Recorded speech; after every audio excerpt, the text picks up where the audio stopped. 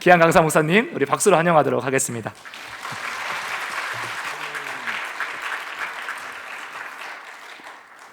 막 분위기는 박수를 막 크게 치고 싶은 분위기인 것 같은데 절제를 하시네요. 절제 안 하셔도 되는데, 여러분 그 젊은 사람들이 많이 하는 것 중에 그 MBTI라는 게 있어요. 연대 드신 분들은 그런 게 뭔가 아시겠지만, 제 MBTI가요 ISFP예요. 그러니까 그런데 그 F 정도가요, I는 되게 소극적인 거잖아요. 그게 한 80%, 감정적인 게 한 또 90%. 여자예요, 여자.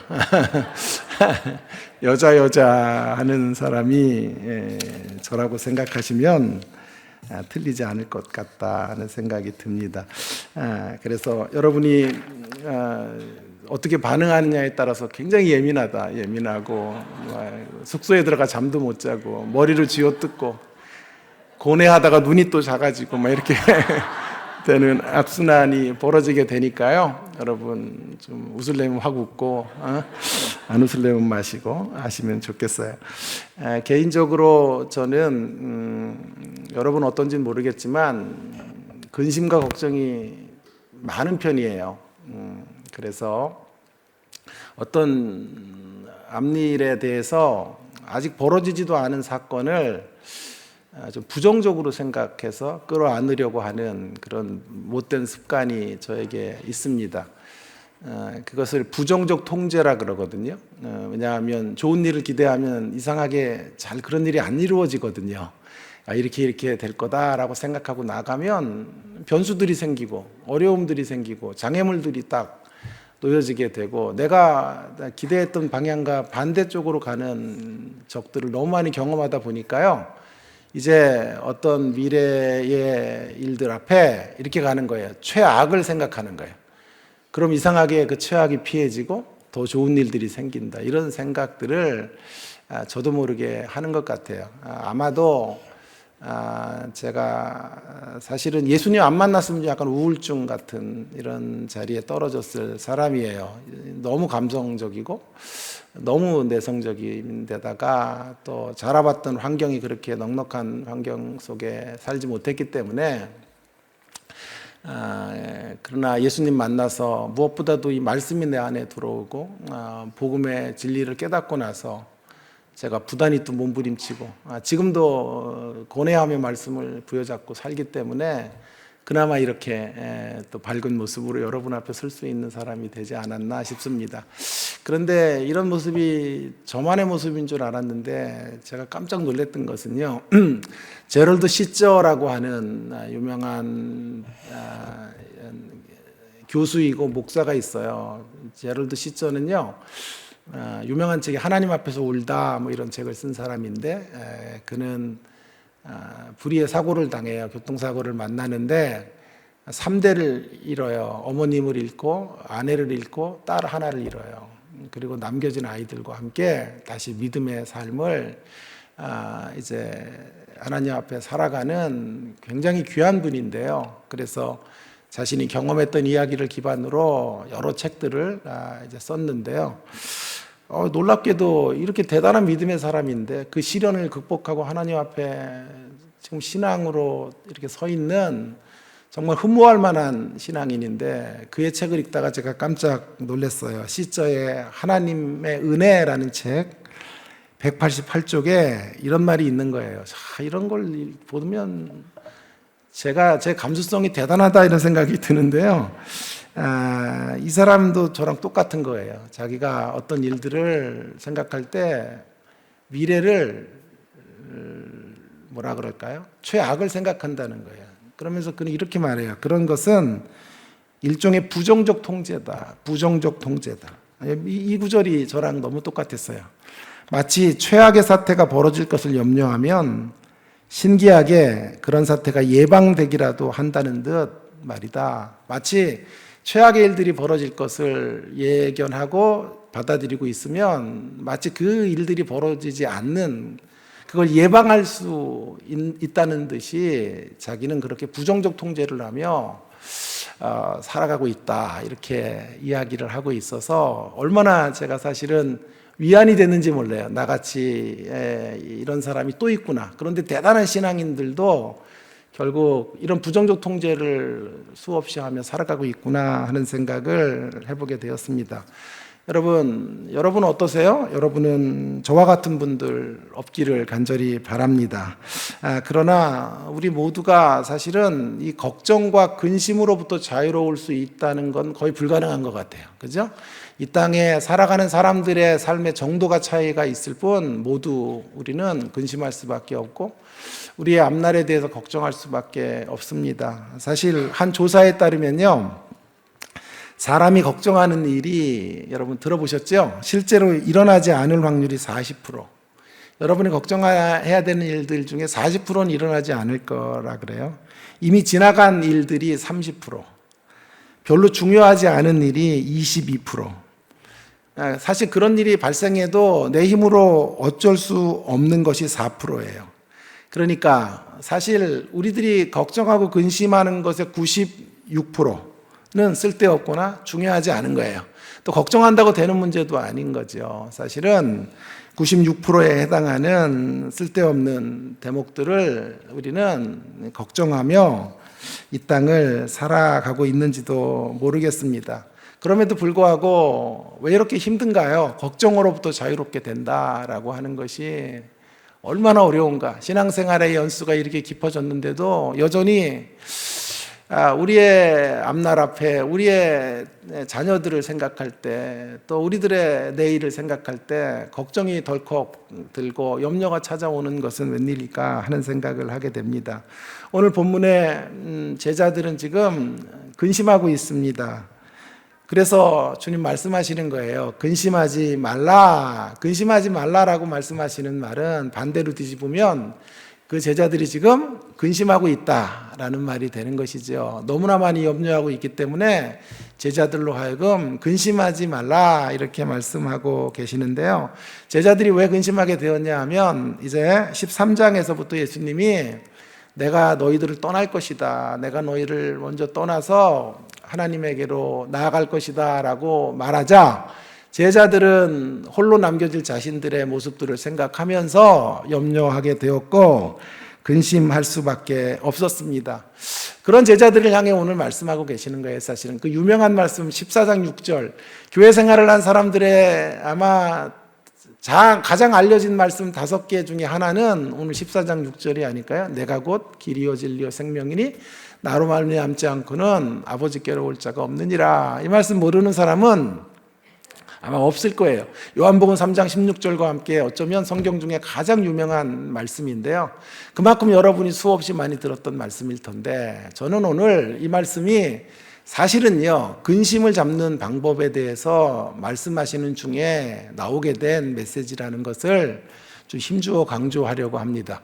그런 쪽으로는 잘 이렇게 본문을 생각하는 분들이 많이 없기 때문에 여러분 조금 새로운 초대, 신선한 경험이 될 수 있을 것이다.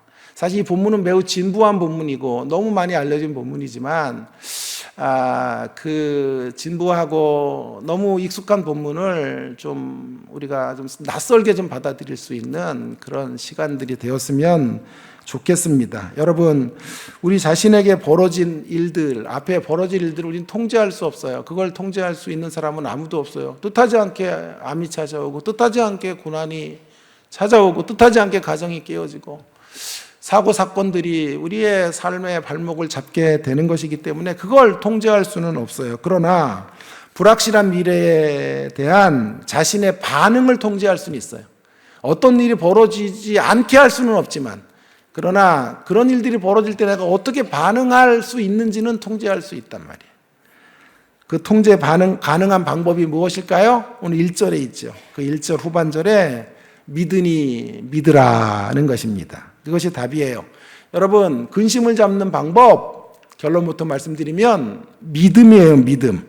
근심을 잡는 방법이 뭐라고요? 믿음이다.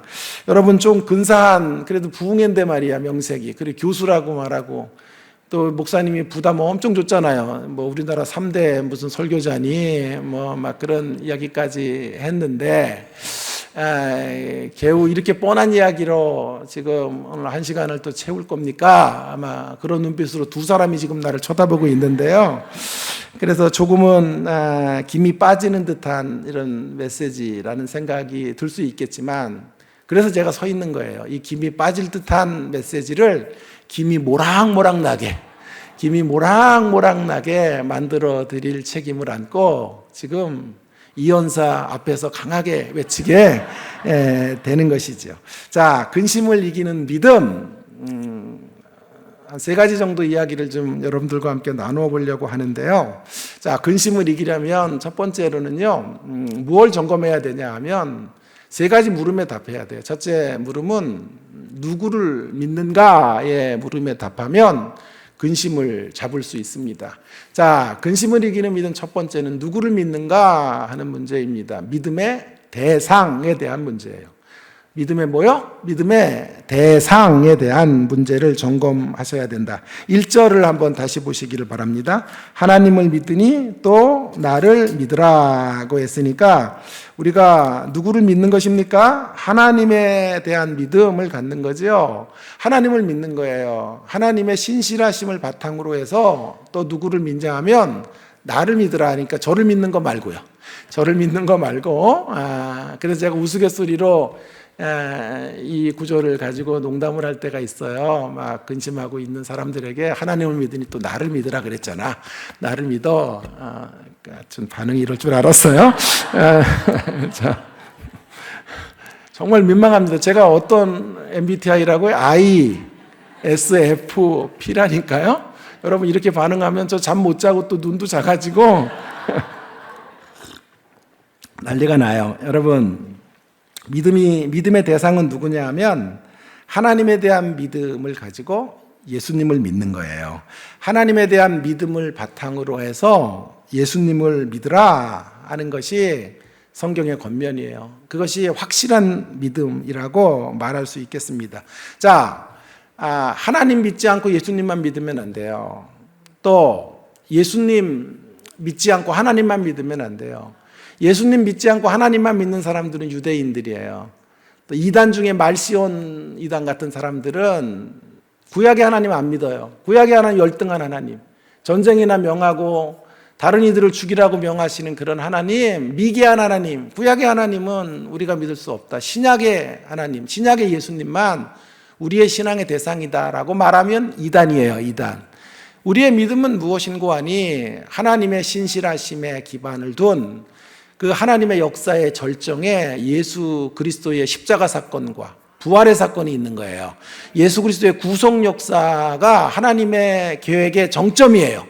그 하나님의 역사의 정점에 서 계신 예수님을 믿는 것, 하나님의 신실하심을 따라 예수님을 믿는 것, 그것이 우리의 믿음의 대상이신 하나님과 예수님이시다라고 하는 것입니다.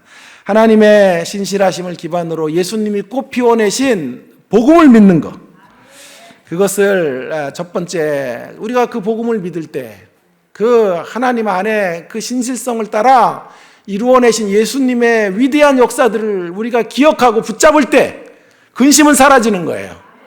그 예수님께서, 너무도 좋으신 예수님께서, 또 그 예수님을 통하여 구원 역사를 완성하신 하나님께서 저와 여러분을 붙들고 계시기 때문에 그 생각을 하면 우리는 어떠한 환경을 만나도 내가 믿는 이 든든한 하나님이 계시고 또 우리를 위하여 생명을 아끼지 않고 허락해 주신 예수님이 계시기 때문에 여러분, 우리는 근심이 한 길로 왔다가 7길로 쫓겨나는 역사들을 날마다 경험하게 되는 것이죠.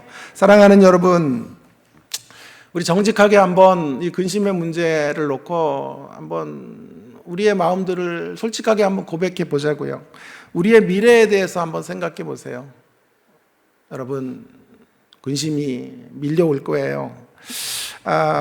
우리는 한 번도 생각해 보지 못했던 세상을 지금 어쩌면 마주하고 있고요.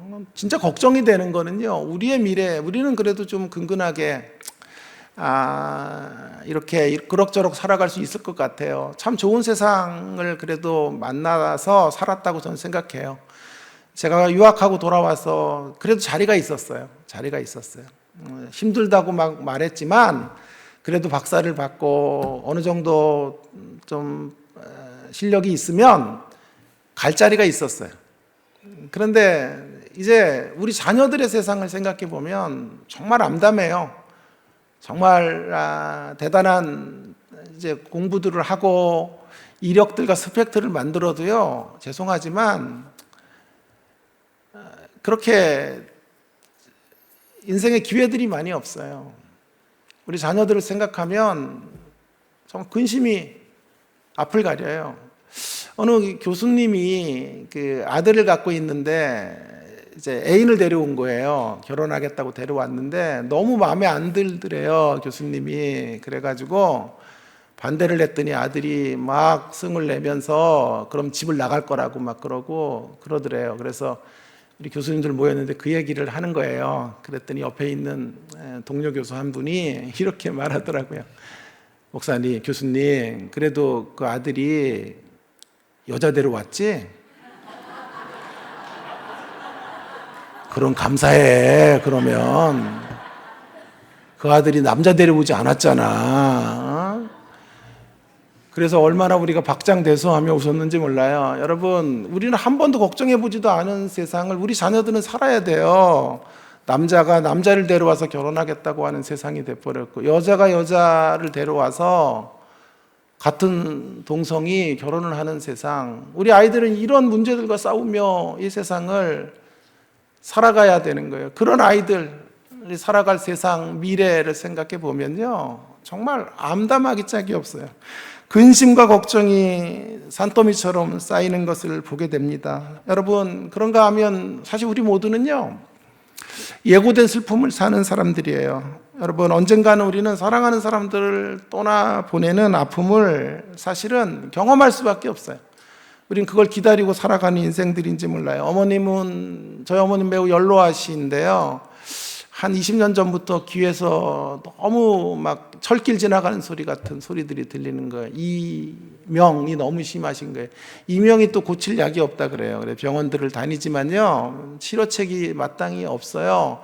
그래서 신경을 많이 쓰면 막 쇳소리 같은 게 들리고, 한때는 날마다 아침부터 저녁까지 찬송가 소리가 계속 귀에 들리는 거예요. 그래서 제가 이 소리가 너무 들려서 머리가 막 너무 힘들게 아프다 그러시는 거예요. 그래서 그래도 엄마 찬송가 소리 들리니까 좋잖아 그랬다가 얼마나 혼났는지, 하루 종일 들려봐라, 얼마나 힘든데. 그래서 몸 좀 누워 계셔서 신경정신과를 제가 모시고 갔는데, 같이 보호자랑 제가 들어갔는데 어머님이 의사 선생님이 어떻게 오셨습니까? 어디가 불편하세요? 그랬더니 눈물을 글썽글썽 하시며 말씀하시는 거예요. 하루 종일 귀에서 소리가 나서 힘들어요. 그리고 더 큰 것은요, 저의 미래가 두려워요. 언제 죽을지 염려가 돼요 라고 하시면서 그렇게 의사 선생님을 붙잡고 눈물을 흘리시는 어머님을 뒤에서 바라보는데 너무 제 마음이 아프더라고요. 여러분, 이것이 우리 인생이에요. 우리의 앞날을 생각해 보세요. 얼마나 걱정이, 근심이 우리를 사로잡는지 몰라요. 그러나 여러분, 이제 오늘 말씀을 들으신 후에는 이제 우리의 시선을 조금 바꿨으면 좋겠어요. 여러분, 우리 앞에 무슨 일이 일어날까에 창념하지 마시고요, 근심을 넘어서는 믿음의 길로 걸어가시려면 우리 앞에 어떤 일이 일어날까를 생각하면 천하장사라도 염려할 수밖에 없어요. 자, 그런 초점이 아니라 이제 방향을 좀 바꾸시기를 바랍니다. 우리 앞에 무슨 일이 있을까가 아니라 우리를 누가 이끌고 계시는가에 집중할 수 있게 되기를 바랍니다. 미래에 무슨 일이 일어날지에 시선을 두면 근심할 수밖에 없겠지만, 그 미래를 이끌어 가시는 분이 누구인지, 그 미래를 끌고 우리를 인도해 가시는 분이 하나님이시고, 우리를 향하여 자기 자신을 송두리째 내어주신 예수님께서 이끌어 가시는 미래, 그분의 손안에 있는 내일이라고 생각한다면 우리는 담대할 수 있습니다. 어떠한 자리에서도 찬송할 수 있고 노래할 수 있게 될 줄로 믿습니다. 그분이 이끌어 가시기 때문에 그분이 그의 자녀들에게 가장 좋은 것으로 함께 주실 것을 우리는 신뢰하기 때문에 믿음의 대상을 바라보면 어떤 사건들이 이룰 수 있을까를 생각하면 두렵지만 믿음의 대상이신 우리 하나님과 그 하나님의 신실하심 손끝에서 복음을 꽃피우신, 그리고 복음의 영광과 풍성함을 우리 가운데 주시기를 기뻐하시는 예수님을 우리의 신앙의 대상으로 꽉 붙잡는다면 근심은 사라지게 되는 거예요. 오히려 어떤 환경 속에서도 춤추게 되고 노래하게 될 줄로 믿습니다. 자, 이것이 첫 번째 메시지가 되겠습니다. 두 번째 생각을 해보겠습니다. 두 번째, 근심을 넘어서고 염려를 넘어서는 믿음의 길은 이것입니다. 이 질문에 답하면 해답이 주어지게 될 것입니다. 무엇을 믿어야 하는가 하는 것입니다. 첫 번째, 누구를 믿어야 하는가 하는 문제는 믿음의 대상의 문제였죠. 자, 무엇을 믿느냐의 문제는 믿음의 내용에 대한 문제예요. 믿음의 내용이 무엇인지를 잘 갖고 있어야 돼요. 자, 한국교회 신자들의 약점은 뭐냐 하면요, 믿음의 내용이 없어요. 믿음의 내용. 내가 믿는 구체적인 내용들이 있어야 하는데 믿음의 내용이 없는 거예요. 전에 이제 청교도 운동을 하시고 또 저쪽에 어디예요? 부천 쪽에 아니구나. 평촌 쪽에 큰 교회를 세우신 아주 유명한 목사님 한 분이 계세요. 근데 이분은 우체국장을 하시다가 은혜를 받았어요. 은혜를 받아가지고 이제 신학을 시작을 했고, 야간 신학교에서 신학을 하고, 그래서 방배동에 개척을 해서 교인들이 모이고, 그 교회는 유난히 신학생들이 많이 모이는 교회인데, 그래서 평촌에 아주 큰 교회, 그 중에 한 200~300명은 신학생들이에요. 그리고 수천 명대의 교회, 그리고 청교도 소적을 가장 많이, 청교도류의 어떤 설교집 같은 걸 많이 내시는 베스트셀러 작가이시기도 하신데요. 하나님의 은혜가 너무 감격이에요, 이분은. 그래가지고 막 차를 타고 가다가요, 과천길을 차를 타고 가다가 갑자기 십자가의 사랑이 너무 목이 메는 거예요. 그러면 운전을 할 수가 없어서 갓길에 세워놓고 예수님의 십자가 사랑 때문에 30분은 울다가 주님 감사합니다. 그러다가 다시 운전을 하고 집에 갈 정도로 그렇게 하나님의 첫사랑에 매료되고 그렇게 사셨어요. 그런데 이제 목회를 시작했는데요. 그래서 그 하나님의 이야기를 해야 되잖아요, 성도들에게. 그죠? 자기가 받은 하나님의 은혜, 자기가 경험한 십자가의 사랑을 이야기하는데요, 얘기할 게 없더래요. 10분 얘기하니까 할 얘기가 없어. 성도들은 날마다 은혜 받겠다고 오는데, 놀라운 십자가, 은혜로운 십자가, 끝이야. 그 십자가가 나를 만졌네. 대단한 십자가. 더 이상 발전할 이야기들이 없는 거예요. 십자가의 감격은 그분 안에 있는데 뭐가 없는 거예요? 그 십자가의 이야기를 날마다 새롭게 풀어줘야 될 십자가 신앙의 내용이 있어야 되는데 그 풍성한 내용이 없는 거예요. 그래서 단위했으니까 십자가 이야기를 할 게 없더라는 거예요. 그냥 자기 간증 정도 하지, 날마다 오는 성도들에게 날마다 십자가의 복음을 전해줘야 되는데 그 풍성한 십자가의 복음의 이야기의 내용거리가 없더라는 거예요. 그래서 그때부터 이래서는 안 되겠구나 생각하고, 기도도 열심히 했지만 열심히 성경을 묵상하고 공부하고 또 묵상하고 또 책을 읽고 청교도 서적들을 뒤지면서 그 믿음의 선조들이 십자가를 어떻게 설명하고 있고 자신들이 받은 은혜를 어떤 식으로 표현하고 증언하고 말씀을 전하고 있는지를 탐독하는 가운데 풍성한 십자가 복음을 맛보게 되었다. 그래서 그 교회는요, 그분이 작년에 은퇴를 하셨는데 은퇴하는 데 내내 해마다 1년에 2번씩 십자가 사경회를 했어요. 십자가 사경회. 십자가 사경회 내내 자기가 강사가 되어서 십자가만 설교해요.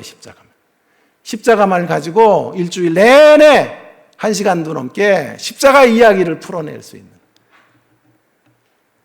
표정들이 또 왜 이러냐. 자, 여러분, 그것이 무슨 이야기를 제가 드리는 것입니까? 내용이 있는 거예요, 내용이. 신앙의 내용이 있어야 될 거 아니에요. 그저 주여 믿습니다가 아니라 도대체 뭘 믿어요? 뭘 믿고 있는지. 여러분의 식구들에게, 안 믿는 자들에게 기독교의 신앙의 체계를 하루 종일도 풀어낼 수 있는 사람들이 돼야 될 거 아니에요. 날마다 말씀을 알려주세요 하는 사람들에게 예 알겠습니다, 성경 어느 곳이나 열어서 그 안에 있는 풍성한 하나님의 세계들을 보여주고 맛보게 하고 경험케 하고 누리게 해야 될 거 아니에요. 근데 그런 내용이 없는 거예요. 그저 십자가 생각하면 눈물은 나는데 마음은 뜨거워지는데 그게 전부예요. 여러분, 그래서 중요한 건요, 믿음의 내용을 가져야 돼요. 믿음의 내용이 있을 때, 여러분 오늘 주제로 돌아오면 근심을 넘어 찬송하는 생애로 나아갈 수 있게 될 것이다 라고 하는 것입니다. 오늘 본문이 말하는 믿음의 내용의 핵심은 무엇입니까? 한마디로 말씀드릴게요. 길 대신 주님을 믿는 거예요. 주님이 우리의 길이시다라는 걸 믿는 것, 그것이 여러분이 붙잡아야 되는 믿음의 내용입니다. 1절에서부터 다시 한번 보시면 제자들에게 걱정하지 말라, 염려하지 말라고 하신 후에 2절 이하에서부터 사실은 6절까지의 내용의 핵심 단어 하나를 고르라면 길이에요. 길. 뭐라고요? 길. 자, 제자들에게 말씀하시는 거예요. 내가 너희를 떠날 것이다. 이제 너희를 떠나 거처를 예비하러 가겠다라고 말씀하실 거예요. 거처를 예비하면 너희들에게 다시 돌아와 너희들을 나 있는 그곳으로 인도해 주겠다. 주님이 그렇게 말씀하고 계시는 거죠.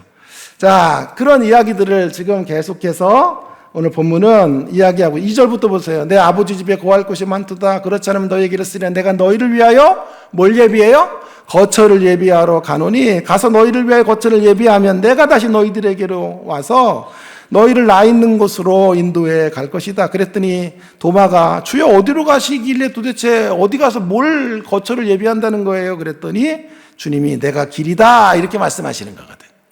그러니까 여기의 핵심은 주님이 거처를 예비하러 가시고 돌아오시겠다. 내가 너희들의 길이 되어주겠다라고 하는 것이죠. 여러분, 이 문제를 조금만 생각하고 세 번째 주제로 가겠는데요. 자, 지금 잘 가고 있죠? 시간 안에 오늘 어찌 가든지 제가 9시를 넘기지 않으려고 굳게 결심을 했어요. 그래, 어제 좀 늦은 것 같아서 한 분이 나가면서 인상 쓰고 가서 제가 오늘은 좀 짧게 한 1분이라도 짧게 해야 되겠다 그래서 막 숨가쁘게 오는 건데 인상 좀 쓰지 마세요. 자, 그래서 먼저 이 거처라는 문제를 좀 생각해 보세요. 내가 너희를 위하여 떠날 것이다. 그래서 거처를 예비하고 거처가 준비되면 너희들에게 올 것이다. 전에 이 거처라고 하는 말은 옛날의 영어 성경은 맨션이라고 번역이 됐어요. 맨션. 내가 너희를 위하여 가서 좋은 맨션 지어서 준비해 놓고 너희들에게 다시 와서 너희들을 그 좋은 맨션으로 이끌어 줄 것이다. 이렇게 간 거예요.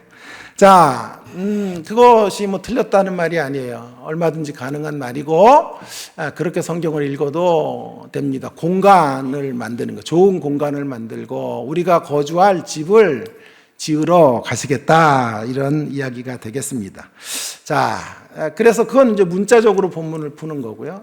근데 사실 이 본문은 또한 상징적인 이 거처라는 말은 또 상징적이고 은유적인 모습으로도 우리가 생각을 해 봐야 되는 것이죠.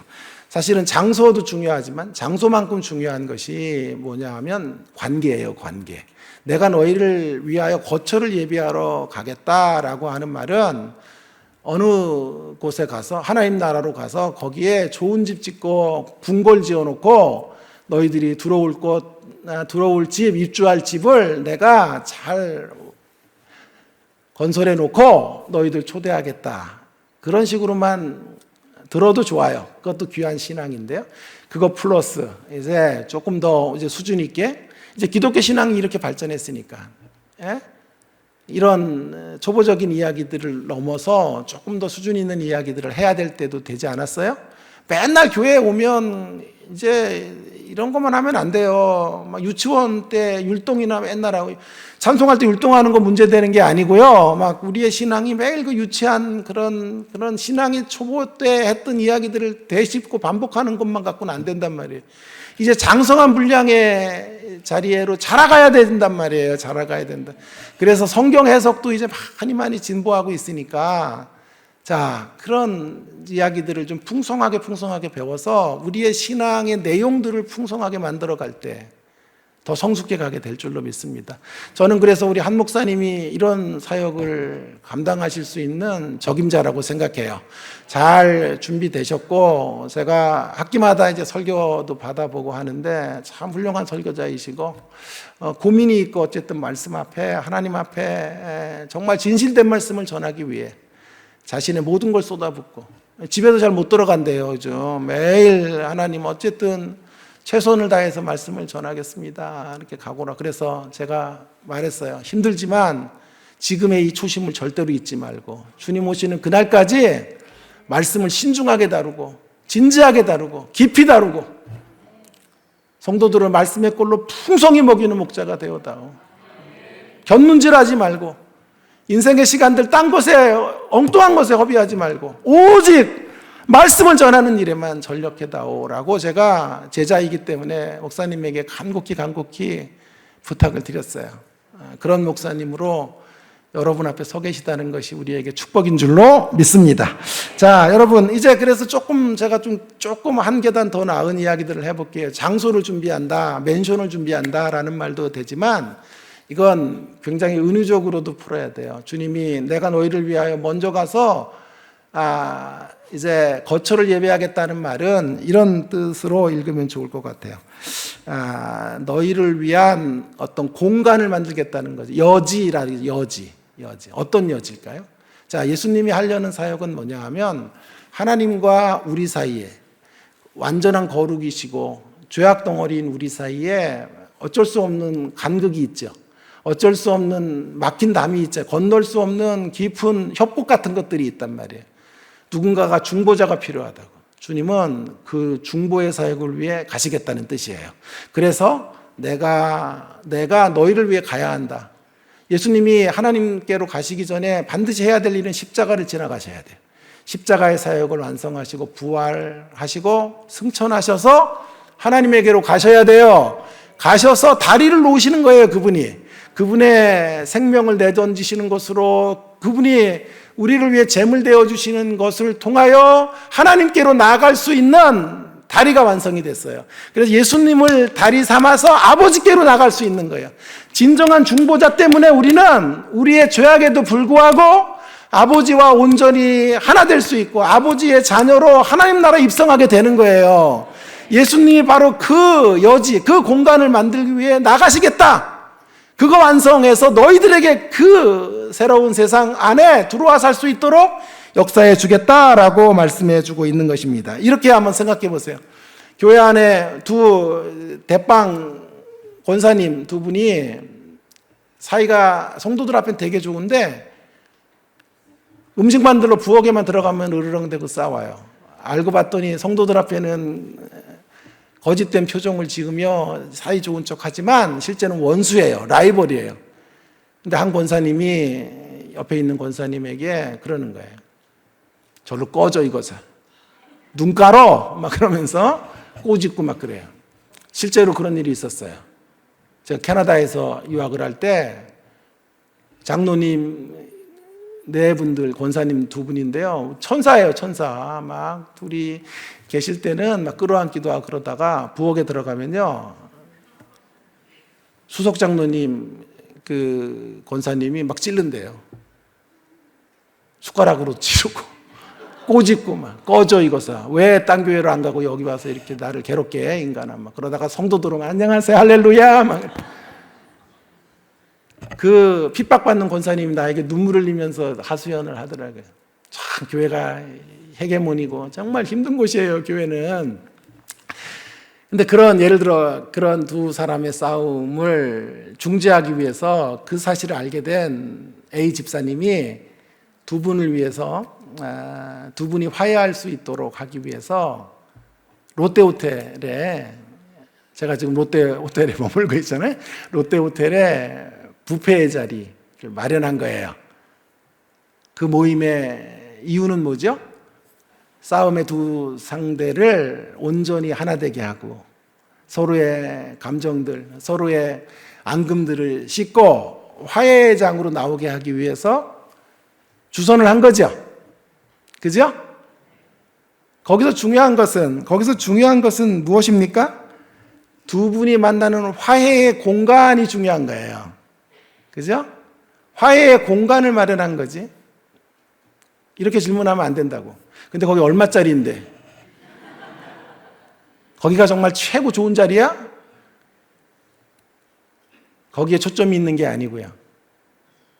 화해를 위한 여지를 만들겠다는 거잖아요. 화해를 위한 서로의 어떤 모멘텀을 만들겠다는 거잖아요.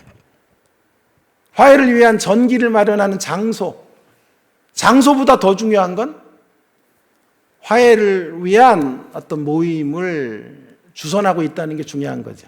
그 식사가 5만 원짜리든 6만 원짜리든 그게 중요한 게 아니고, 예?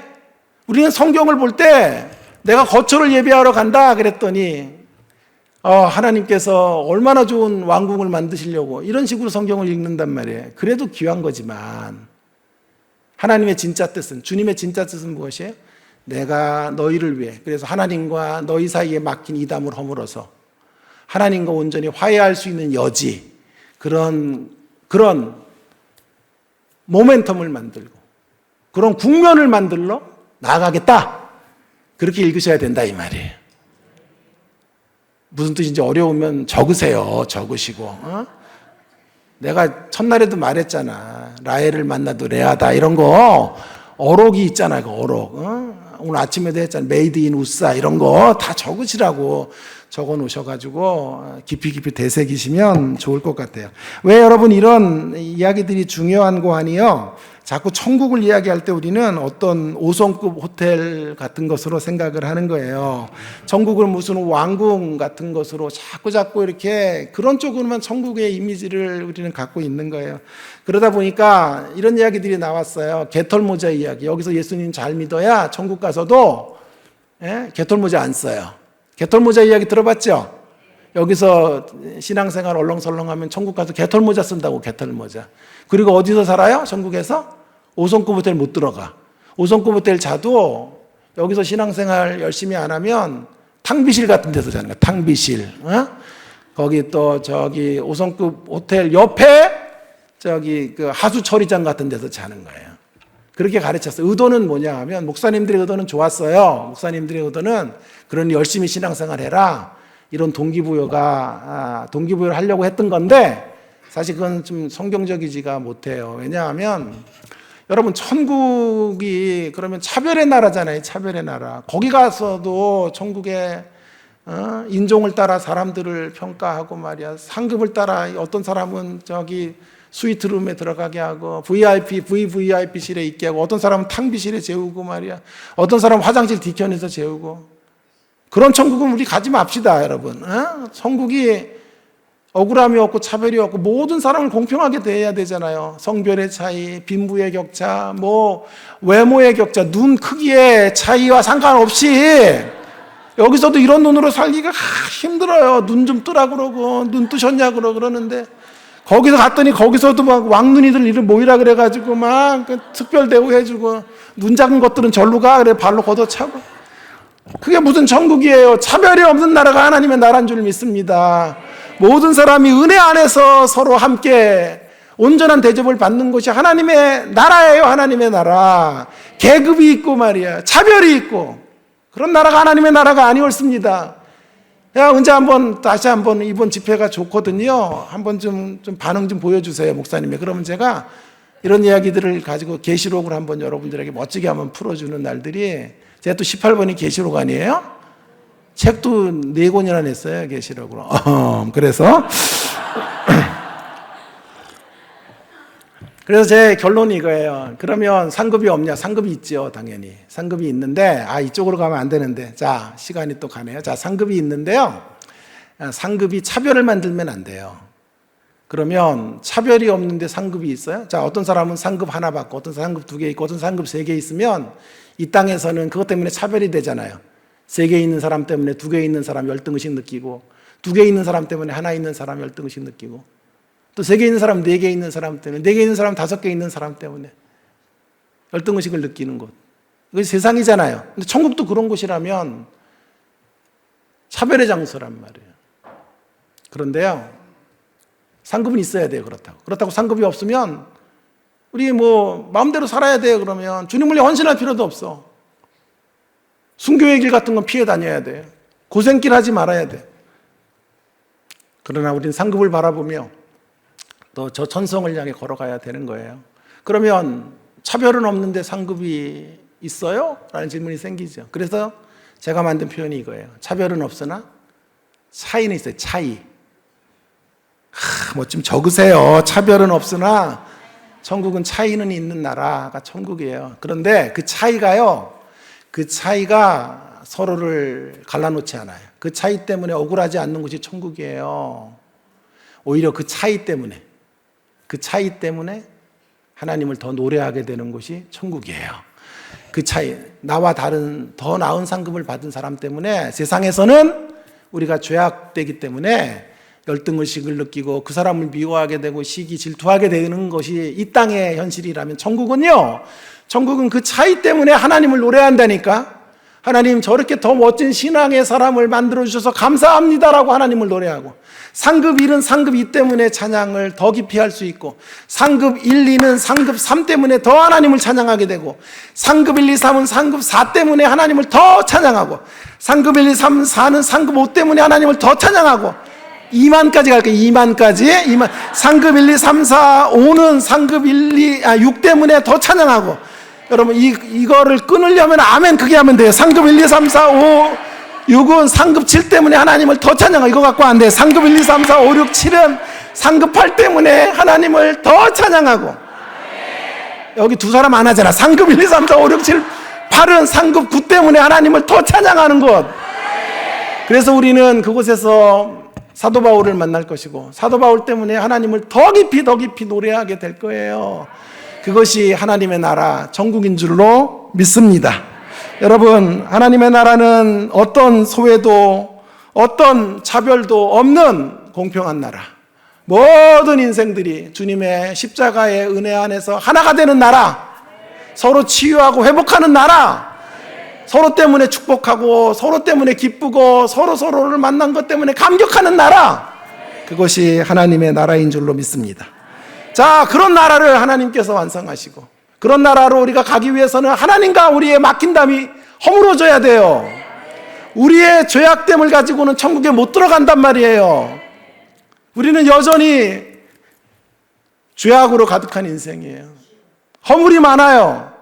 근데 하나님의 나라에 들어갈 수 있는 이유는 주님이 우리를 은혜로 덮으세요. 그래서 하나님이 예수님의 의를 바라보시고 우리를 의인이라고 칭하시고 의롭게 여겨주셔서 하나님 나라로 가는 거예요. 그래서 예수님은 하나님과 우리 사이에 있는 이 간극을 메우기 위하여 내가 먼저 가겠다고 말씀하시는 거예요. 내가 너희들의 중보자가 되겠다고 말씀하시는 거예요. 그래서 너희들이 하나님과 화해할 수 있는, 아버지 하나님과 화해할 수 있는 여지를 만들겠다, 이런 얘기를 지금 하시는, 그게 거처라는 말인데, 우리는 고작 이걸 해석할 때 이렇게, 거기 얼마짜리 땅인데요? 거기 집이 얼마나 좋은데요? 거기에 초점이 있는 것이 아니라 주님이 하나님과 우리의 맡긴담을 허물어 내시는 그런 모멘텀을 만들기 위해서, 그런 새로운 세상을 하나님께서 완성하시기 위해 예수님께서 길을 떠나시겠다라고 말씀하고 계시는 것입니다. 믿음의 내용이 무엇입니까? 길 대신 예수님, 아버지께로 나가는 길 대신 예수님. 그래서 도마가 묻는 거예요. 도대체 너무 어려워요. 그게 무슨 말이에요? 떠나신다니 갑자기 주님 위해서 다 버렸는데 지금 와서 떠나겠다 그러고 무슨 거처를 만들겠다 그러고 도저히 무슨 말인지 모르겠어요. 그랬더니 6절에서 말씀하시는 거예요. 6절에서 이래서 나오는 거예요. 6절이 여러분, 성경이 이렇게 쫙쫙 풀려야 되는 거란 말이에요. 성경이 매일 그냥 부흥에 그냥 막 방방 뜨다 끝나면 안 되고, 내가 떠나도 말씀이 남아야 돼요. 여러분에게 말씀이. 그래서 그런 게 기억이 나야 돼요. 라헬을 만나도 레아다, 이런 게 기억이 나고 말이야. 차별은 없으나 차이는 있다, 막 이런 게 간둡시다. 자, 그래서 6절에 예수님께서 말하시는 거예요. 내게 예수께서 이르시되 도마가 주께서 어디로 가시는 줄이 모르겠습니다. 그랬더니 6절에 예수님께서 이르시되 내가 곧 길이요 길이다 라고 말씀하시며 아버지께로 내가 아니면 나로 말미암지 않고는 나를 길 삼지 않고는 아버지께로 올 자가 없느니라. 그러니까 믿음의 내용을 이제 정리할 수 있겠네요. 자, 믿음의 내용은 예수님이 우리의 길이 되어 주신다는 거예요. 아버지께로 인도하는 길이에요. 물론 길만 얘기하지 않았죠. 길과 진리요 생명이라고 말했죠. 그러나 사실은요, 두 가지 단어는 말하지 않아도 돼요. 의미상으로는 길이라고 말씀하시면 충분해요. 그런데 진리와 생명을 얘기하셨다고. 그건 조금 이따 얘기할게요. 그래서 여기 대표 명사는 길이에요, 길. 이걸 영어로 말하면 head noun, 머리가 되는 명사는 길이에요, 길. 그래서 요한복음 14장에 제일 중요한 단어 하나를 딱 잡으라면 길 대신 예수님. 아버지께로 이르는 길을 우리가 따라가는 것, 그것이 믿음의 내용이에요. 믿음의 내용은 이렇습니다. 길이 막힌 곳에 길을 내기 위해 오신 예수님께서 이 땅에 오셔서 길이 막혀 있는 곳에 길을 뚫으셨고, 그리고 우리를 따라 예수님이 허락하신 길을 따라 오라고 말씀하셨어요. 물론 예수님을 따라가는 길, 그 여정 속에는 어려움이 많아요. 그러나 그 길 끝에서는 영광을 볼 거예요. 우리는 믿습니다. 주님 다시 오실 때까지라는 찬양, 그 찬양이 현실이 될 것을 믿습니다. 나의 가는 이 길 끝에서 나는 주님을 보리라. 영광의 내 주님 나를 맞아주시리. 나의 가는 이 길이 힘들어요. 주님 따라가는 길이 어려워요. 그러나 우리는 분명히 신뢰합니다. 우리가 가는 이 길 끝에서 영광을 볼 거예요. 영광을 볼 거예요. 우리 주님이 우리를 맞아 주실 거예요. 그러므로 염려하지 마세요. 주님이 우리의 길이 되어 주십니다. 살다가 때때로 우리가 길을 잃고 방황하게 됩니다. 삶이 곤고하여 길바닥에 주저앉아 울을 때도 한두 번이 아닐 것입니다. 그러나 그때 우리가 산을 향하여 눈을 들면 사방에 우겨싸임을 당하는 것과 같은 순간에도 하늘은 열려 있으니까 열린 하늘을 향하여 우리가 믿음으로 나아가면요, 좋으신 주님이 우리에게 새로운 길을 허락해 주시는 것을 보게 될 거예요. 주님은 제가 좋아하는 표현이에요. 길이 끝난 자리에 길을 내시는 분이에요. 길이 끝난 자리에 길을 내시는 분, 그분이 우리를 이끌어가고 계시고, 그분이 우리에게 어떠한 인생의 고비고비마다 새로운 길, 살 길들을 허락해 주시겠다. 우리 그거 믿고 가는 거예요. 그거 믿고. 이게 믿음의 내용이에요. 믿음의 내용. 길 대신 주님 따라가는 것 어렵겠지만 반드시 길이 있어요. 반드시. 이 사실을 인정할 때 우리의 염려는 공중분해될 거예요. 여러분, 그러므로 두 가지 적용을 해봅시다. 이 사실이 사실이라면 첫 번째 적용은요, 우리의 시선이 다치지 않도록 하는 게 중요해요. 언제나 길이 있는데 여러분이 못 보면 안 돼요. 사실은 길이 없다고 말하죠. 주님, 제 인생은 여기서 끝난 것 같아요 라고 말하지만 하나님 안에서는 길이 있어요. 근데 우리가 그걸 못 보는 거예요. 생활의 염려와 근심이 우리의 마음을 사로잡으니까 길이 없어 보여. 끝난 것 같아. 절망이라고 선언할 수밖에 없을 것 같지만 우리는 주님이 허락하시는 새로운 길이 있다는 것을 믿고 그 주님을 바라보며 걸어 나가셔야 되는 거예요.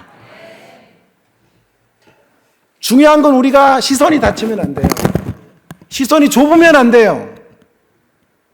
주님의 관점으로 우리를 바라보면 언제나 길이 있어요. 그래서 제가 첫날에 그런 얘기했죠. 육신의 꿈이 깨어지는 자리에도 우리를 향한 하나님의 꿈은 깨어지지 않아요. 언제나 하나님은 우리를 향해 꿈꾸고 계세요. 하나님의 비전에 동참하는 삶, 우리 그 삶을 살면 돼요. 주님이 우리의 길이 되시기 때문에. 또 한 가지는요, 두 번째 적용은 이거예요. 여러분, 주님이 우리의 길이 되어 주시는데요, 어떤 방식으로 길이 되어 주실까요? 대부분의 경우 사람을 통해 길을 만들어 주세요. 환경을 통해 길을 만들어 주세요. 그래서 여러분 정말 여러분의 일상을 잘 살아야 돼요. 미국 같은 데 가 봤더니요, 미국이 좁더라고. 세계 어디를 가도 좁아요. 얘기 5분만 나누면 고양이 같아. 학교가 같아. 나 그 사람 아는데. 10분만 얘기 나누면 다 연결이 돼 있어. 그런 네트워크 가운데 우리가 존재하는 거예요. 저에 대한 평가도 제가 어떻게 살아왔는지에 따라 제 평가가 이미 다 공개되어 있는 사회예요.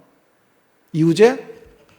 성깔 더러워. 이렇게 라든지 아유 너무 좋은 분이야. 피해갈 수 없어요. 그러니까 한날 한날을 성실하게 살아야 돼요. 우리가 만나는 종과 횡으로 연결된 사람들, 이 관계의 네트워크 가운데 최선을 다해야 돼요.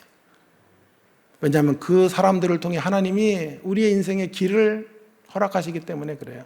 허드렛 일과 같은 일들이 주어져도요, 최선을 다해야 돼요. 허드렛 일과 같이 보이지만요, 여러분, 그 허드렛 일과 같이 사소해 보이는 일들이요, 크고 위대한 하나님 나라의 구속의 이야기 안으로 합류되어 들어갈 시간들이 반드시 주어지게 되는 거예요. 눈에 보이기에는 하찮은 일인데요, 성실하게 감당하셔야 돼요. 땀 흘리셔야 돼요. 사람이 보든 안 보든 하나님이 바라보고 계신다는 걸 믿으면서 최선을 다하셔야 돼요.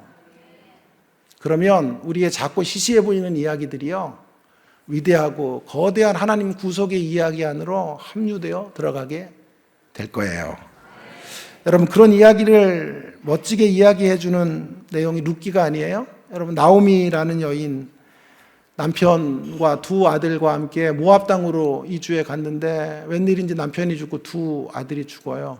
거기서 며느리 하나, 모압 땅에서 이방 며느리 하나 데리고 돌아왔는데 자기가 돌아온 고향은 이제 먹을 것도 없고 아무런 힘도 없고 삶의 근거도 없는 척박한 땅이 되어버렸어요. 나오미는 아무 소망이 없어서 그냥 방바닥 구들장 삼아서 날마다 한숨만 쉬고 살아요. 그때 며느리가 벌떡 일어서서 이삭 죽기 하러 가요. 이삭 죽기는 초라한 거예요. 이스라엘 사회는 이삭 같은 거, 나달갱이 같은 거 떨어지면 다 안 걷어요. 가난한 자들을 위해 남겨둬야 된단 말이에요. 저희 학교 대학교회에 한 분이 학교 근방에 큰 이렇게 돈가스 집을 하는데요, 이삭 죽기의 정신으로 우리는 살아야 됩니다. 그런 얘기를 설교를 목사님이 했더니 그걸 실천하신 거예요. 그래서 이렇게 돈가스를 튀기면 이게 부스러기들이 떨어지잖아요.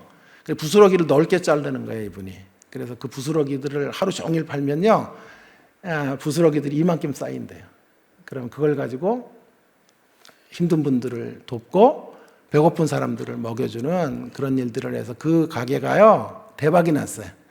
물론 맛도 좋았지만 그 하나님의 정신, 이삭 죽기의 정신을 실천함으로써 대박이 나서 거기 앞에 가게도 증설하고 또 체인점을 몇 개를 갖게 되는 일들을 하게 됐는데요.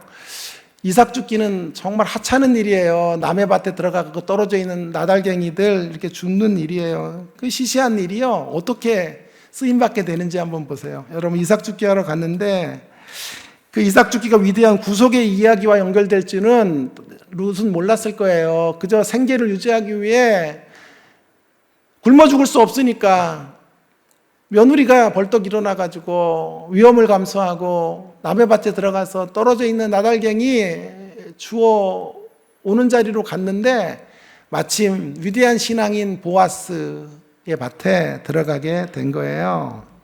그래서 보아스가 첫눈에 뻑 간 거예요, 룻에게.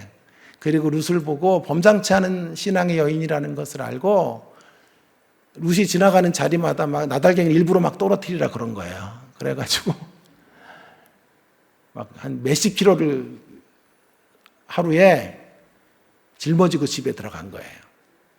그랬더니 어떻게 해야 이삭 죽기 이렇게 많이 해왔어? 그랬더니 보아스 이야기를 하니까 방바닥을 구들장 삼아서 누워있었던 나오미가 벌떡 일어난 거예요. 촉이 산 거예요. 노장은 죽지 않는다.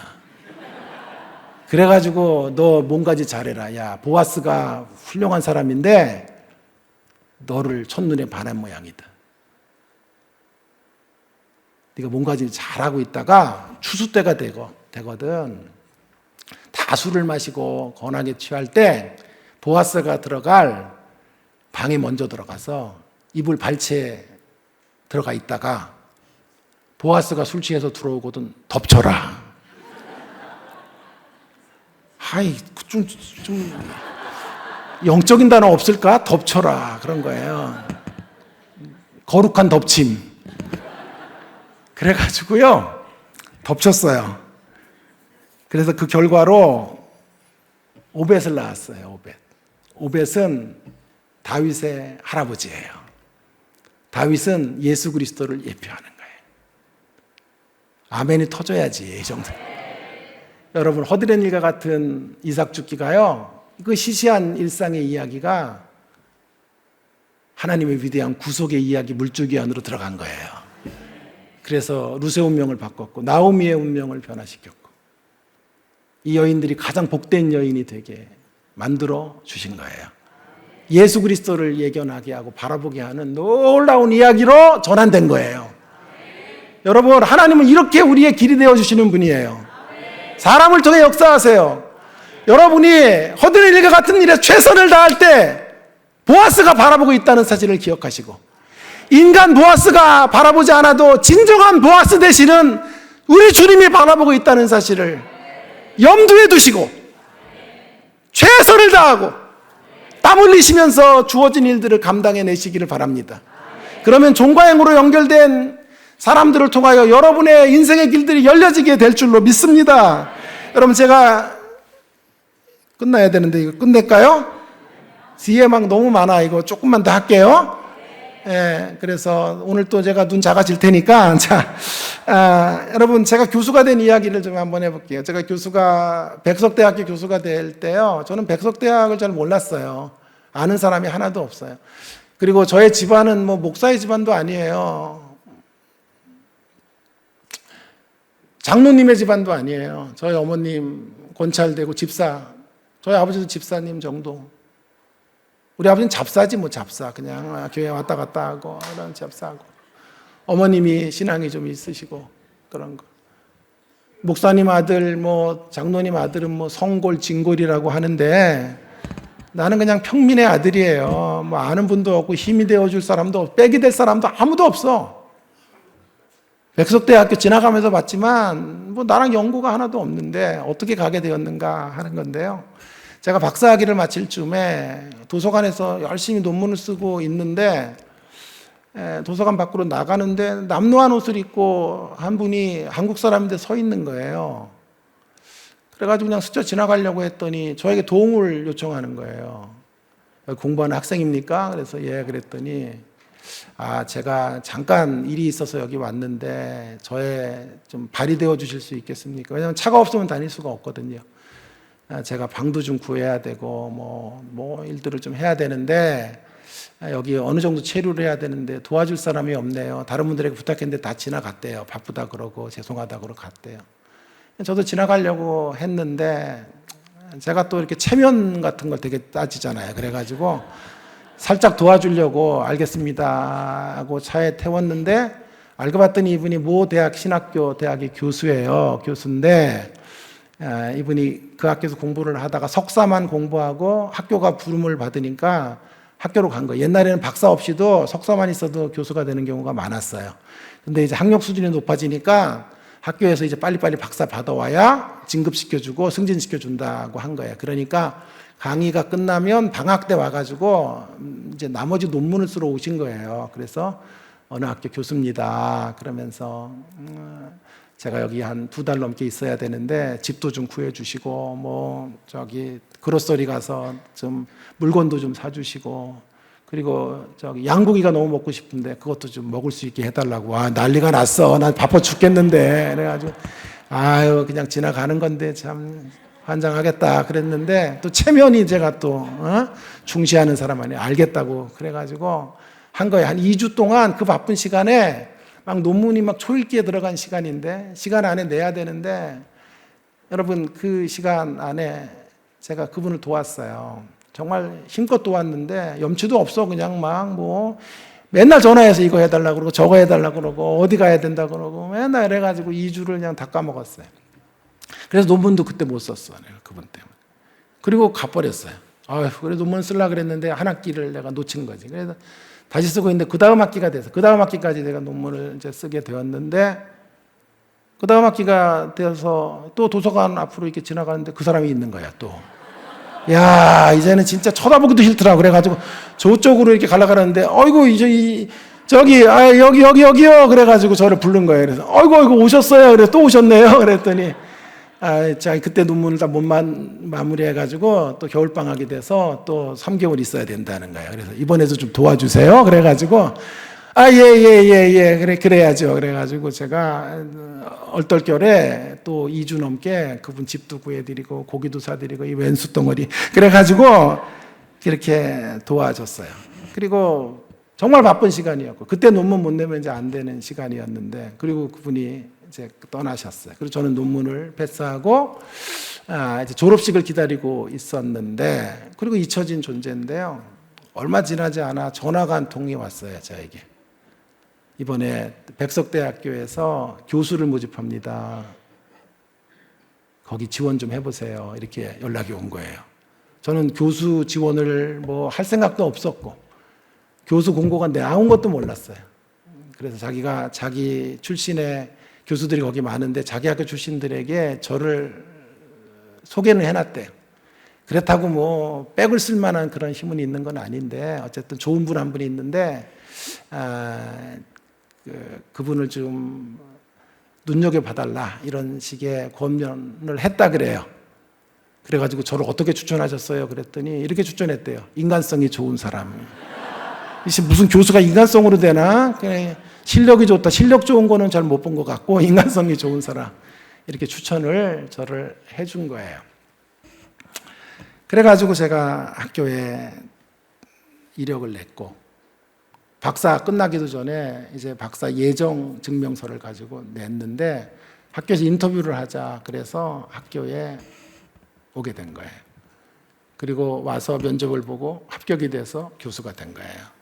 와이프도 같이 공부 안 하겠다 그러는 걸 내가 그래도 해야 된다. 여성들의 세상이 온다. 그래야 공부를 시켰는데 와이프는 총신대학 출신이에요. 총신대학교. 근데 제가 들어와서 와이프는 이제 졸업식 끝나고 같이 공부했으니까 졸업식 끝나고 당신은 교육학을 했어요. 와이프는. 그래서 당신은 여행도 좀 하고 그리고 돌아오세요. 이렇게 집에 있는 거 디퍼짓이라 그래서 처음 입주할 때요 2달분을 내요. 외국은. 근데 그리고 거기 이제 종료되어서 집을 나갈 때 그 한 달분을 준단 말이에요. 그래서 돈이 뭐 얼마 있게 차를 또 팔면 한 2,000불 정도가 생기고 하니까 여행도 못했어. 공부만 하도 내가 하라 그래가지고 그거 가지고 좀 남아공의 넓은 자연도 좀 보시고 여행하시다가 천천히 들어오라고 그랬는데 제가 들어와서 교수가 임용되는 순간 총신대 자리가 생긴 거예요. 그래가지고 제가 불이 나게 서류를 준비해가 총신대에다가 이력을 넣고 와이프가 된 거예요. 할렐루야.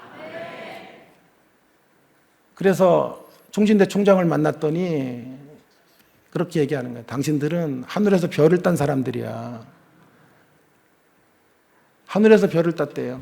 부부가 함께 교수가 박사도 다 마치기도 전에 박사학위를 끝내기도 전에 교수가 된 케이스가 없고 이렇게 두 사람이 함께 교수가 되는 건 정말 찾아보기 힘든 일이라 얘기하는 거예요. 여러분, 그 일이 어디서 시작됐어요?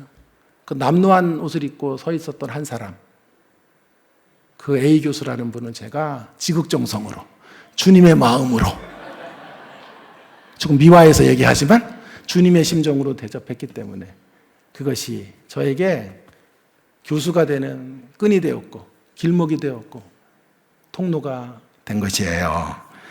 여러분, 저는 그래서 여러분에게 말씀드리고 싶어요. 하나님이 우리의 길이 되시는데요. 어떤 방식으로 길이 되시냐면 사람을 통해, 환경을 통해, 허드렛 일을 통해, 그 허드렛 일에 성실한 사람들을 통해 하나님은 길을 반드시 여세요. 결혼도 어떻게 해요? 한 사람이 보고 있어. 저분 정말 훌륭하다. 그래서 길이 없는데 어디 저 서울에 있는 한 분을 연결해서 만나보라. 그래서 결혼이 이루어지는 거예요. 허드렛 일 같은 일들, 사소해 보는 일상을 주님의 마음으로 섬기는 사람들, 반드시 하나님께서 열어놓으시는 그 길을 따라가게 될 줄로 믿습니다. 전 인사만 잘해도 성공한다라고 늘 말해요. 따뜻하게 인사하는 법들 배우셔야 돼요. 그래서 저는 학생들을 인사할 때 한 번도 그냥 스쳐 지나간 적이 한 번도 없어요. 어떤 형태의 학생들이든지 공부를 잘하는 사람이든 뭐 나이가 많든 적든 인사를 하면 달려가서 손을 잡아주기도 하고, 아주 급한 일 아니면 언제나 이야기라도 몇 마디 섞고 격려라도 해주고 인사해서 고맙습니다 이야기하고 가는 거예요.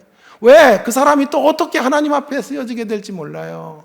그와 나의 관계가 또 어떻게 연결될지 모르기 때문에 최선을 다해야 돼요. 최선을 다해서 스쳐 지나가는 한 사람에게도 성실하게 응대하고 반응할 줄 아는 사람들, 그런 사람들에게 하나님의 길이 열리게 되는 거예요.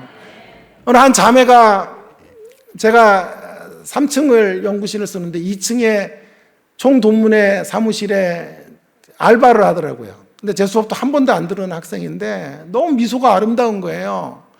가면 2층에서 이제 3층에 올라갈 때 어떤 때 2층에서 그 자매가 탈 때도 있고 내려갈 때 탈 때가 있으면 인사를 그렇게 깍듯하게 하는 거예요. 살인 미소를 보내면서 인사를 하는 거예요. 교수님 안녕하세요 그러면서 인사를 하고, 예 감사합니다. 그런데 그 인사에 내가 반한 거예요. 그래서 찍어놨죠. 마음에 찍어놨다가 어느 교회에 자리가 났어요. 그래서 내가 그 자매 이름도 몰라요. 그 자매 알바하는 곳으로 내려가가지고 총동문회 사무실 내려가서, 자매님 좋은 교회 하나가 있는데 분쟁이 있는 교회예요. 자매님이 가셨으면 좋겠어요. 그랬더니 깜짝 놀라는 거예요. 이 노전도사님인데, 교수님 저를 모르시잖아요. 제가 교수님 수업도 들은 적도 없고 저를 어떻게 하신다고 소개를 해주세요. 그렇게 좋은 교회를요. 그리고 문제도 있는 교회 제가 잘할 수 있을까요? 얘기를 하는 거예요. 그래서 저는 자매님이 누군지를 모르고 뭐 성적을 얼마 받는지 어느 대학을 나왔는지 아무것도 모르지만 저는 자매님이 저에게 보냈던 그 따뜻한 미소 하나 있으면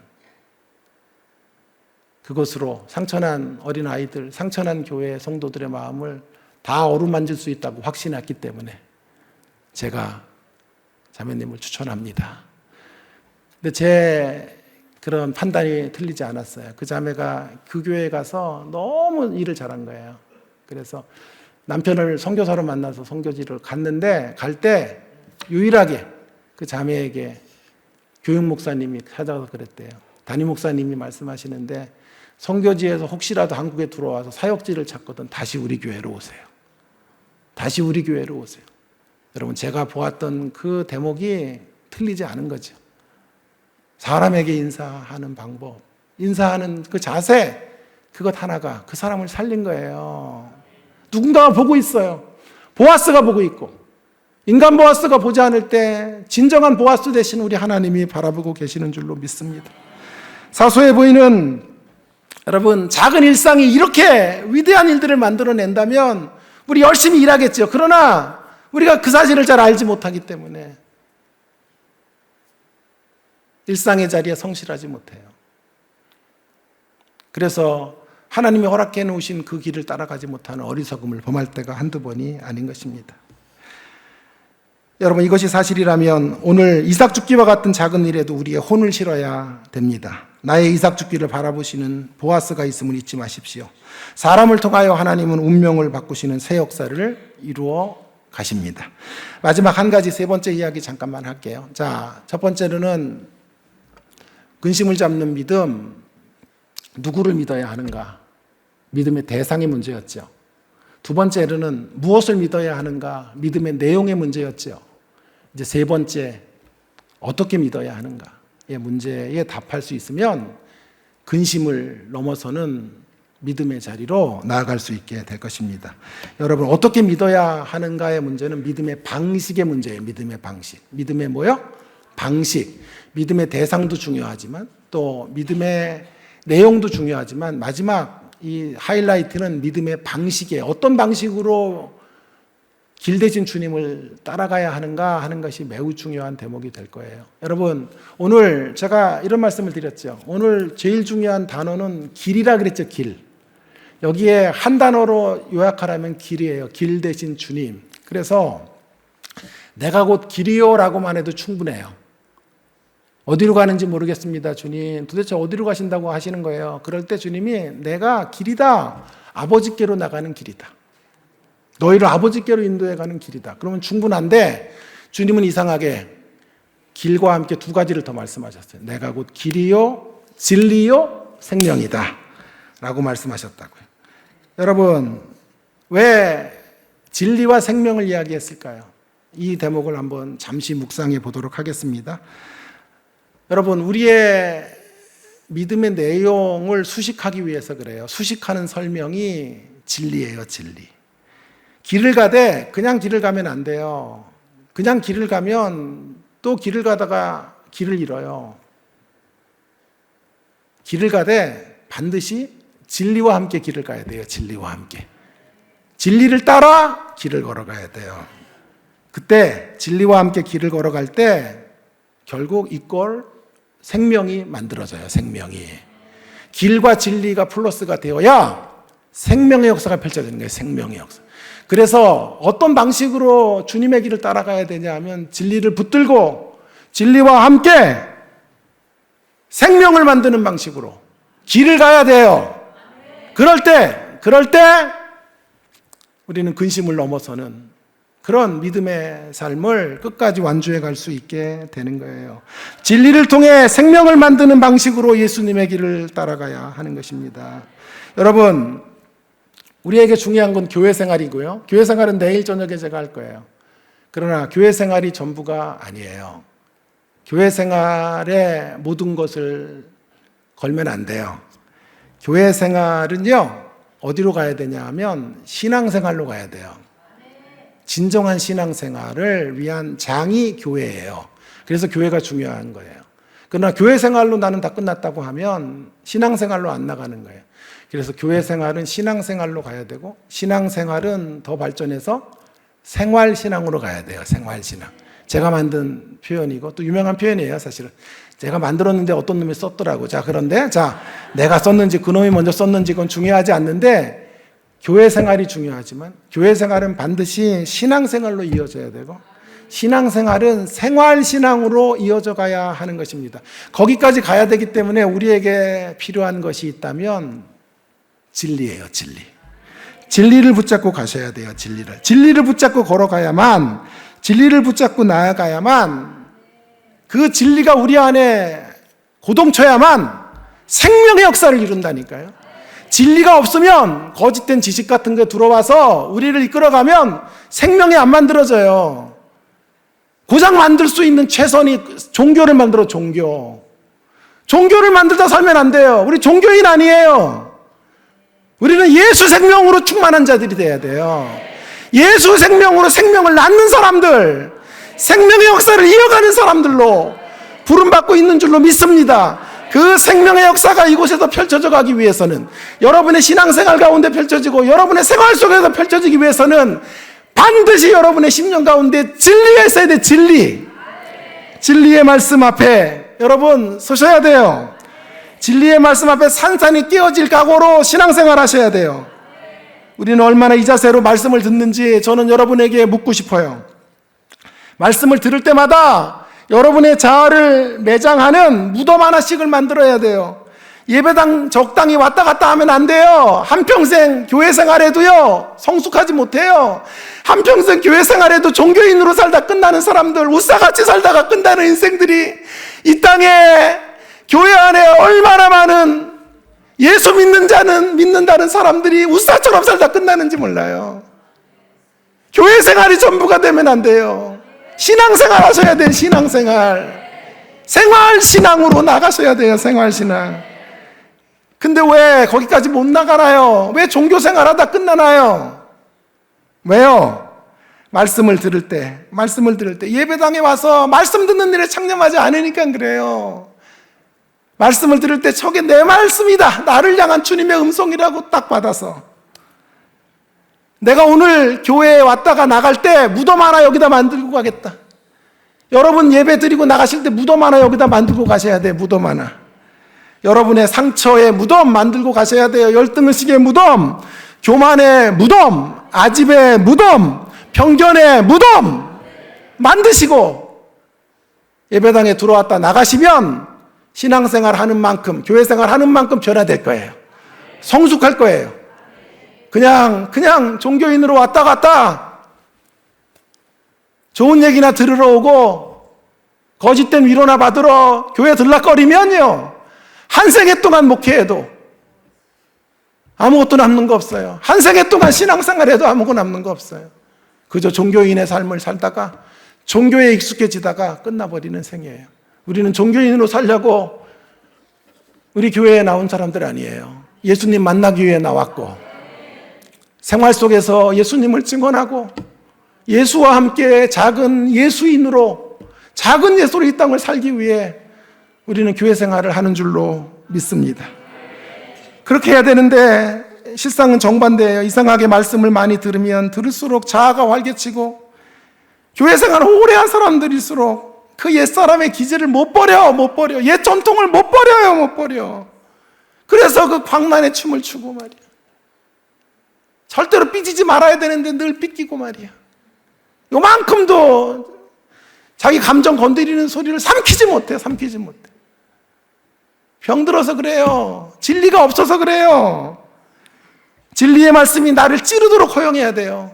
저 말씀은 나를 향한 말씀입니다. 왜 옆에 사람 바라보냐고. 왜 김집사가 왔어야 되는데 무슨 김집사가 와. 여러분이 들어야지. 무슨 김집사가 와서 들어야 돼. 진리의 말씀 앞에 주님, 진리의 검으로 저의 폐부를 가르고 지나가 주십시오. 그렇게 주님 앞에, 말씀 앞에 서야 돼요. 그때 우리는 진리의 말씀 앞에 생명을 꽃피우는 사람들, 예수 생명으로 거듭나는 사람들이 될 거예요. 그렇지 않으면 우리는 종교를 소비하다 끝나요. 좋은 말씀 소비하면 안 돼요. 이번 부흥회 여러분, 말씀 소비하면 안 돼요. 예? 좋은 TV 소비하듯, 드라마 소비하듯, 이 드라마 끝나면 또 이 드라마 소비하고 재밌었다, 또 다른 드라마 소비하듯 그렇게 신앙생활을 하면 안 되겠어요. 그건 종교 소비주의예요. 종교 소비주의. 고급진 설교 듣고 좋았어, 이번 집회 재밌더라, 눈 안경도 계속 벗고 유익했어, 교양적으로 매우 수준 높았어, 그 정도 갖고 안 돼요. 여러분의 자아가 죽어야 돼요. 말씀으로 산산이 깨어져야 돼요. 여러분의 종교성이 무너져야 돼요. 그래서 예수 생명으로 거듭나는 집회 되기를 간절히 바랍니다. 여러분, 진리가 우리 안에 고동치면요, 근심은 사라져요. 염려하다가도 우리를 위로하시는 진리의 말씀이 우리를 붙잡을 때, 생명의 말씀이 우리를 붙잡을 때, 아무것도 염려하지 말라 하고 말씀하시는 주의 음성 앞에 우리가 설 때 우리 안에 있는 염려는 사라지는 거예요. 그래서 예수님을 따르되, 예수님의 길을 따라가되, 진리와 함께 진리를 붙잡고 이 길을 걸어가셔야 돼요. 진리의 빛으로 우리 안에 있는 어둠을 몰아내셔야 돼요. 그럴 때 우리는 빛에 거하게 되고, 우리 심령이 빛이 되면 근심은 사라져요. 염려는 쫓겨나요. 그래서 믿음으로 승리하게 되는 줄로 믿습니다. 어느 할아버지가 임종을 맞이하셨대요. 근데 할머니가 임종을 지키고 있는데 돌아가셨어요. 의사가 임종하셨습니다. 그래가지고 흰 가운을 덮어가지고요, 영안실로 들어가는데, 들어가는 중에 할아버지가 또 살아난 거예요. 꿈을 꾸며 살아나서 흰 가운을 이렇게 벗고 말한 거, 할머니에게. 임자, 나 살았어. 그랬더니 할머니가 한마디 했대잖아요. 의사 말 들어요. 살아나서 또 살아갈 생각하니까 아찔했지. 그래서 의사 말 들으세요. 그래가지고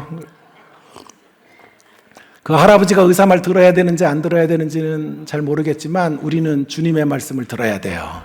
생명의 말씀을 붙들고 나가셔야 돼요. 어느 학생이 주일학교 예배를 마치고 왔는데 엄마가 물어본 거예요. 너 교회에서 공과 뭐 배웠니? 전도사님이 어떤 설교하셨니? 대답을 못 하더래요. 이놈 봐라, 이놈.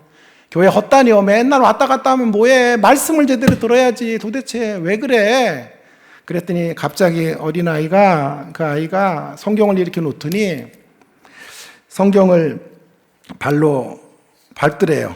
그래가지고 이놈 봐라, 이거 어디 성경을 밟고, 큰일 날 놈이네, 이놈만 야단을 쳤대요.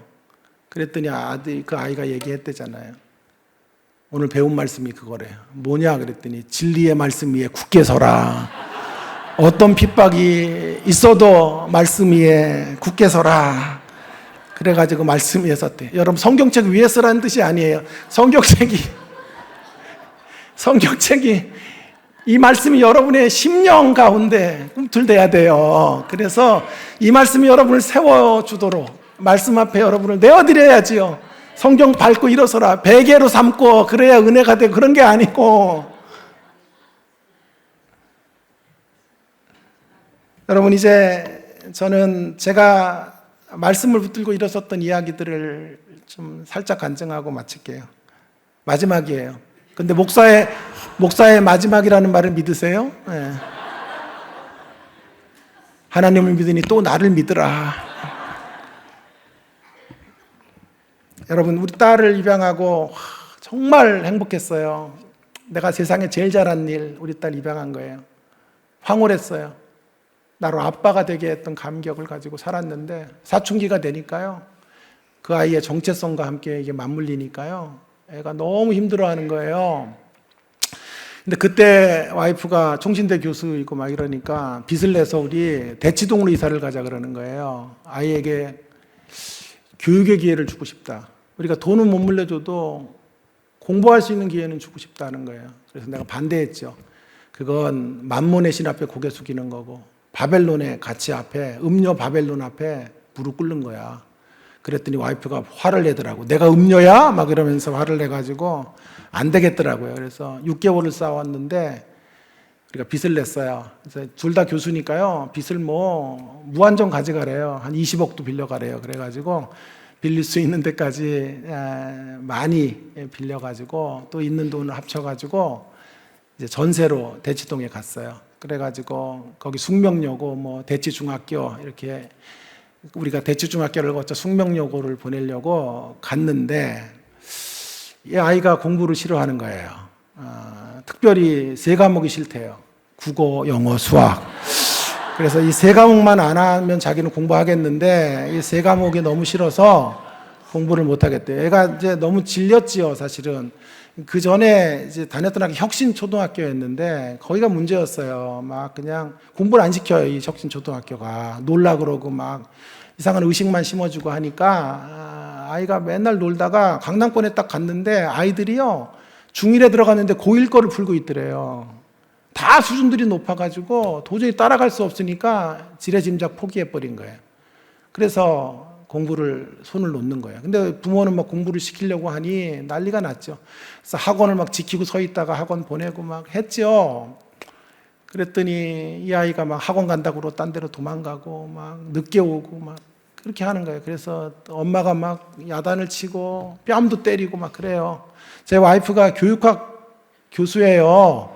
아동학 교수인데 지 새끼는 안 되더라고. 지 새끼는 감정이 올라오니까 막 뺨을 때리는 거예요. 근데 놀래가지고 여보 절대 애들 손대는 건 아니야. 왜 그렇게 당신같이 선한 분이 나를 차라리 때리세요. 그러면서 내가 이쪽 방에서 얘기했지 때릴까봐. 그래가지고 어쨌든 그래서 절대로 그러면 안 된다고. 얼마나 화가 났으면 뺨을 때리고 애는 집 나가겠다고 나가고. 여러분의 가정에서 다 펼쳐질 수 있는 일들이에요. 자, 그런 일들이 벌어지고 그러면서 애가 운동을 하겠다는 거예요. 운동을. 그래서 안 된다고 1년 동안 싸웠어요. 그리고 학원 가기 싫다고 막 버팅겨서 엄마가 가르치겠다 그런 거예요. 그래가지고 새벽 3시에 깨워가지고 6시까지 공부를 시킨 거예요. 대치동 왜 갔어? 집에서 엄마가 가르칠 거면 집에서 가르치지. 그래가지고 참 어이가 없어요. 근데 새벽마다 막 싸우는 거예요. 안 풀겠다 그러고 풀어 그러고 막 싫어 그러고 막 자는데 막 그때 암이 오지 않았나 싶어요. 자, 그래서 어쨌든 그렇게 막 싸우고 하루하루가 지옥이에요, 지옥. 그러다가 이 아이가 정말 공부를 내려놓더라고요. 학교를 옮기겠다는 거예요. 대치중학교에서 딴 데로 가겠다는 거예요. 운동하는 학교로 가겠다는 거예요.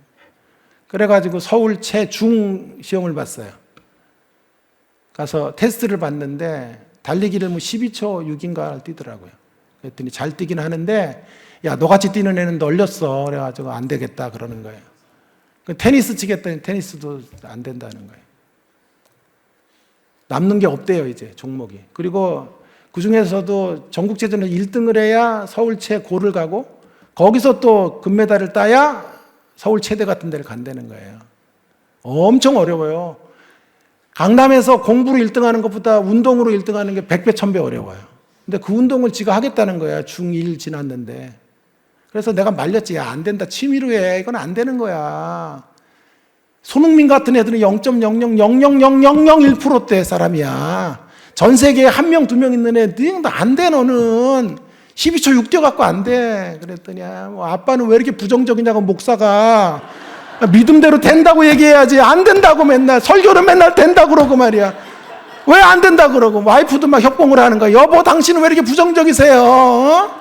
믿음으로 가능하다. 이렇게 금메달 딸 수 있다. 이렇게 얘기해야 돼. 그게 믿음의 영역이냐? 지금 그 얘기가 그 얘기야? 현실을 직시해야지. 참 적용도 개떡같이 한다 그러고 못 싸워. 그래가지고 테스트를 했는데 다 떨어진 거예요. 그래서 막 울고불고 난리가 난 거예요. 그랬더니 선생님이 안 됐는지, 그래, 한 과목 있다고 할래냐 그런 거예요. 한 종목 있대. 뭐냐 그랬더니 역도래, 역도. 장미란 했던 역도. 근데 얘는 막 이제 슬림해가지고 그거 할 수 없거든. 그랬더니 지도 막 껄껄껄 웃었대. 아, 역도는 아니죠. 이래가지고, 예, 거봐, 단념해. 그랬더니 단념을 안 하더라고요. 그리고 집에 돌아왔는데 막 우는 거야, 매일같이. 운동시켜달라고. 그래, 안 된댔잖아. 너 실력 테스트 했는데 안 된대잖아. 그랬더니, 그래도 내가 하고 싶은 운동 하고 싶다 그래서 뭐 할래 그랬더니 지가 인터넷 막 뒤진 거야.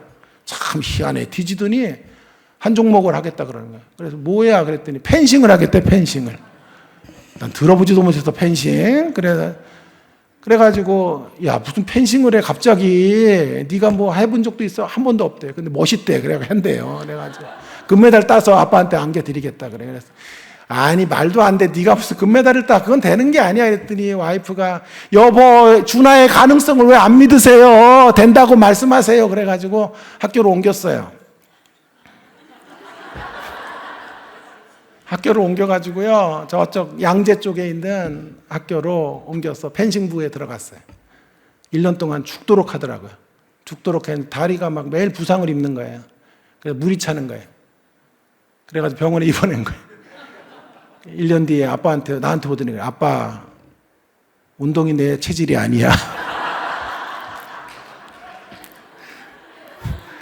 그것도 운동 때려치겠다는 거예요. 2년을 소비한 거예요.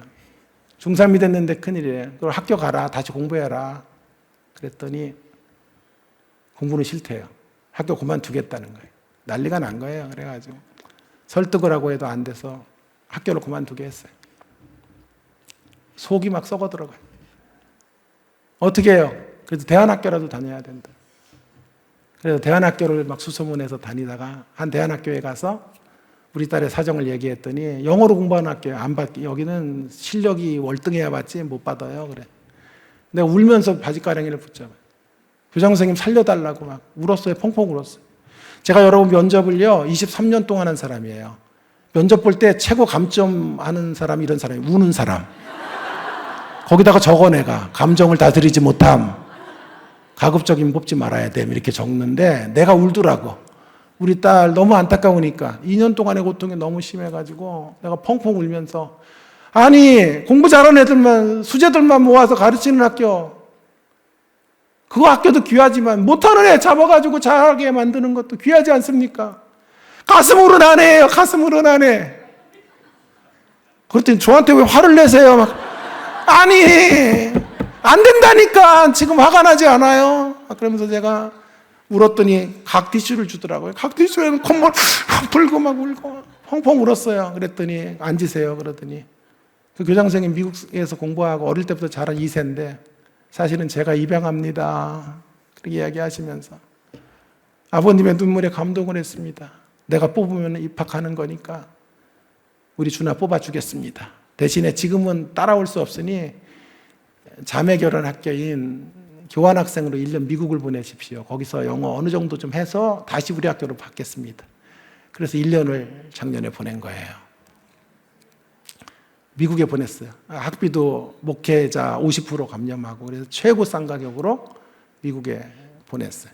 여기서 떠나기 전에 수학을 3점 맞았더라고. 나 10점 만점인 줄 알았는데 100점 만점에 3점. 과학 과목은 6점 맞았더라고. 2문제 푸는 거야. 풀기 싫어서 자빠져 잤대. 그래가지고 야, 3점이 뭐냐? 빵점이면 몰라도 3점이 뭐냐 도대체. 근데 그 아이가 미국에 가가지고요 변화를 받았어요.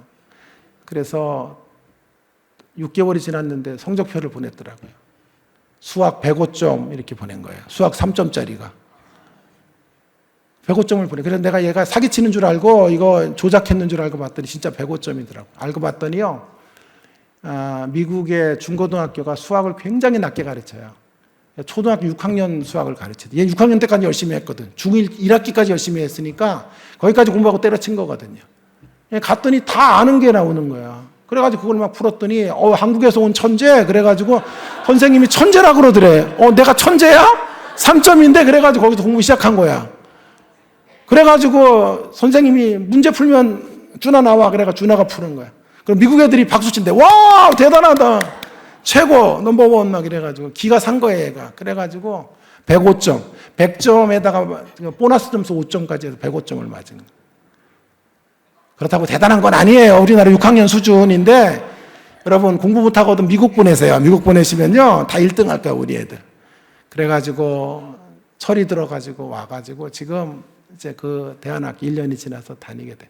여러분 그때 그 길목에서 제가 하나님 말씀을 붙잡았어요. 그 속삭이는 날들 너무 힘들 때 하나님 말씀을 붙잡고 안 되겠다. 이렇게 무방비 상태로 당할 수는 없다.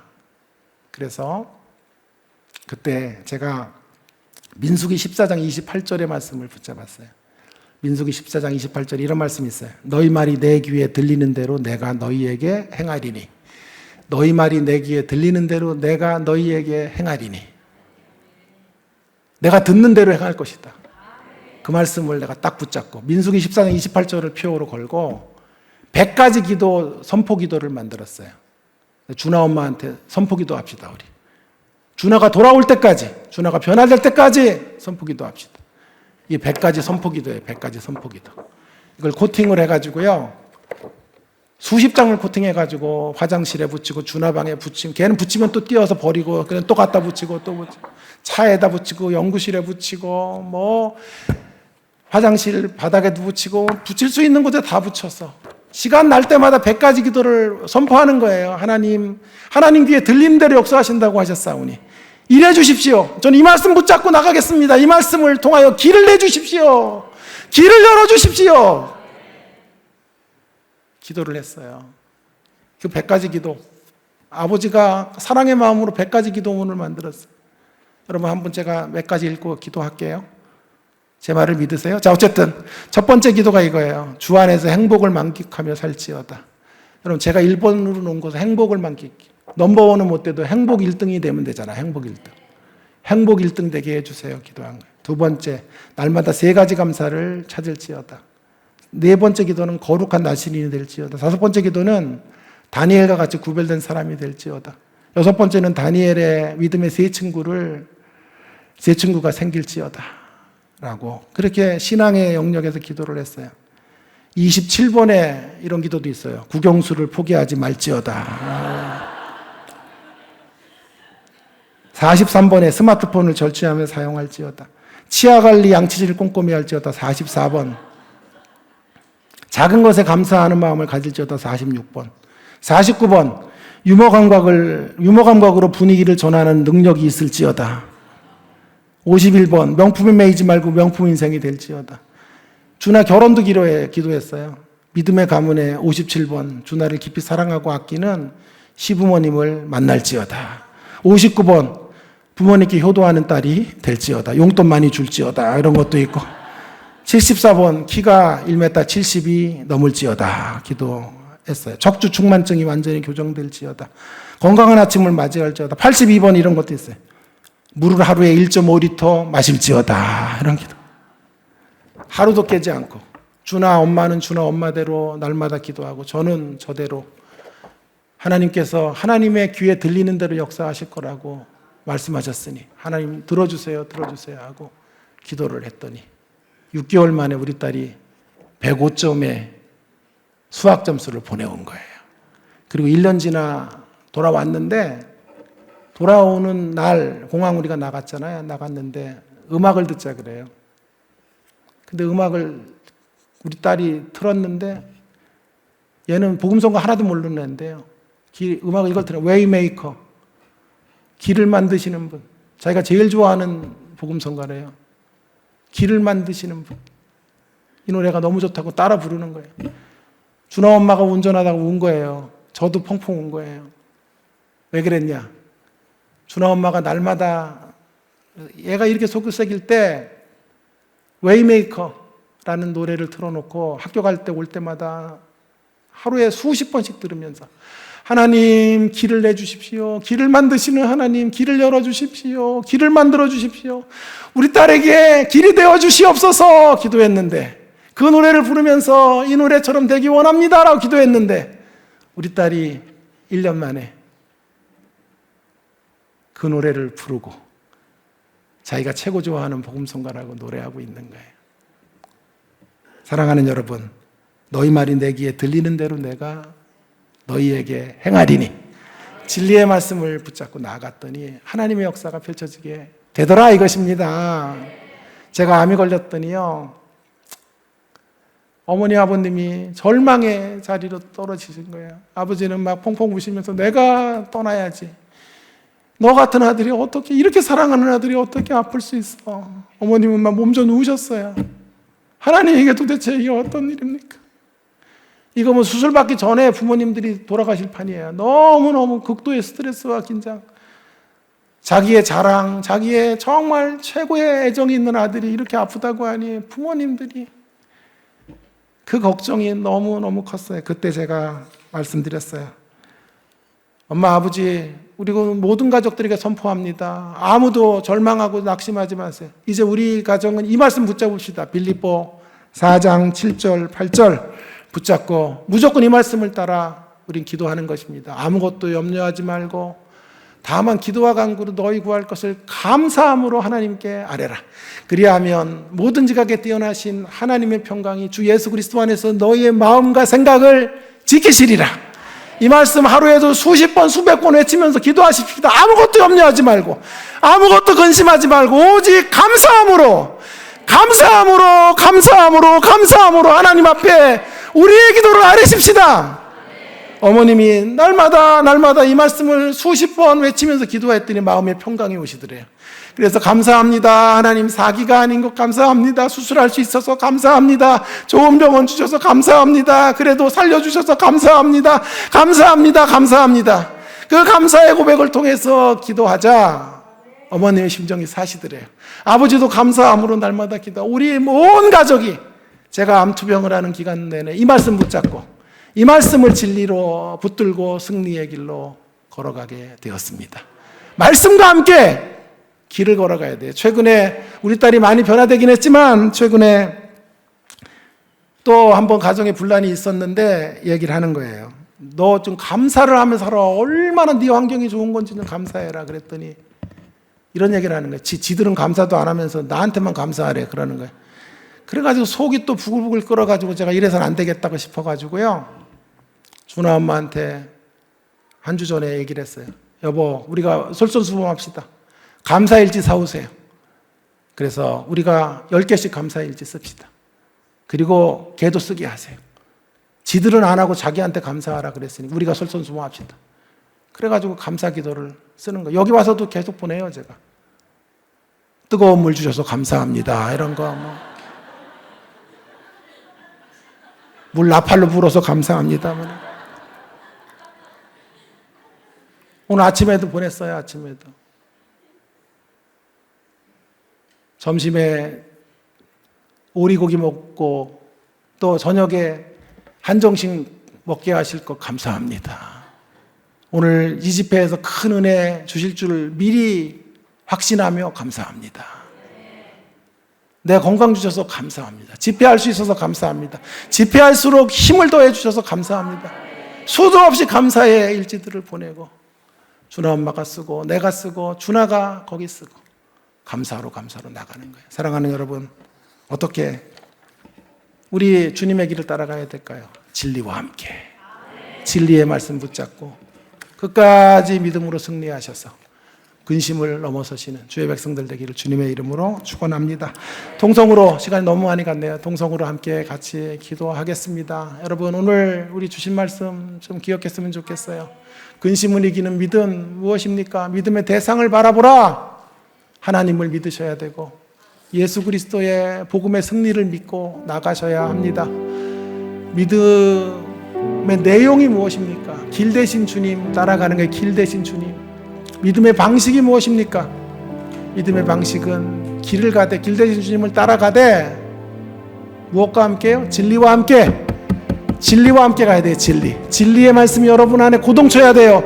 진리의 말씀 붙잡고 이 길을 따라가야 여러분 안에 있는 근심이 물러가요. 염려가 물러가요. 어둠이 물러가요. 빛에 거하게 되고 우리 심령이 빛에 거하면 우리 심령에 주님의 평안이 임하면 근심은 사라지게 될 줄로 믿습니다. 진리와 함께 주님의 길을 따라가는 믿음의 사람으로 승리하게 하여 주시옵소서. 어떠한 자리에서도 말씀으로 돌파하게 하시고 말씀과 함께하는 기도로 승리할 수 있도록 은혜 베풀어 주시옵소서. 동성으로 함께 같이 기도하고 마무리하겠습니다. 기도하십시다.